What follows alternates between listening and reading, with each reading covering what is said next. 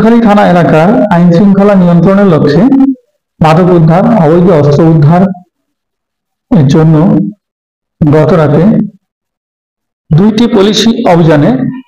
মধুখালী থানা এলাকার আরপাড়া চারখালের মোড় হতে অভিযান পরিচালনা করে একটি বাড়ি হতে অনুমান 1 কেজি গাঁজা সহ 2 জন এবং অপর একটি অভিযানে এক বাড়ি হতে অভিযান পরিচালনা করে 600 গ্রাম গাঁজা সহ 1 জন এবং যৌথ বাহিনী